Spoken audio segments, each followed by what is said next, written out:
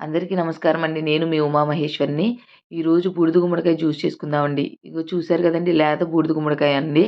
దీనికి నీట్‌గా క్లీన్ చేసేసుకోవాలండి. శుభ్రంగా వైట్‌దంతా పోయేలా కడుక్కోవాలండి. ఆ తర్వాత ముక్కల కింద కట్ చేసుకోవాలండి. చిన్న చిన్న ముక్కల కింద. గింజలు తీసేయాల్సిన అవసరం లేదండి. ఎందుకంటే లేతది కాబట్టి. అలాగే జ్యూస్ కోసం ఒక ఇంచు అల్లం ముక్క వేసుకోవాలండి. అలాగే కొంచెం సాల్ట్ వేసుకోవాలి. సాల్ట్ వేసుకొని ఆ బూడిద గుమ్మడికాయ ముక్కల్ని వేసి శుభ్రంగా నీట్‌గా మిక్సీ పట్టుకోవాలండి. చూసారు కదా! ఆ ముక్కల్ని వేసుకోవాలండి. ఒక మొత్తం జార్ నిండా వేసుకుంటే ఒక పెద్ద గ్లాస్ అవుతదండి. ఫుల్లుగా వేసుకొని మిక్సీ పట్టేసుకోవాలండి. మిక్సీ పట్టేసుకొని ఆ పేస్ట్‌ని ఒక పల్చటి క్లాత్‌లో వడగట్టుకోవాలండి. పల్చటి క్లాత్ అంటే ఒక అంటే బాగా పలచగా ఉండాలండి. అప్పుడు జ్యూస్ దిగుతుందనమాట. వేరే వాటితో అయితే సరిగ్గా కంఫర్ట్‌గా రాదండి. జ్యూసు దిగుతది. దాంతో పాటు మనకి నీట్‌గా ఉంటదనమాట.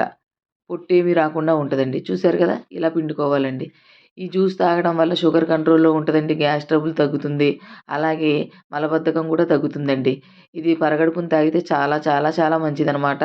ఇది అందుబాటులో ఉన్నవాళ్ళు తాగొచ్చండి. ఒక 1 వీక్ మాత్రం తాగితే సరిపోతదండి.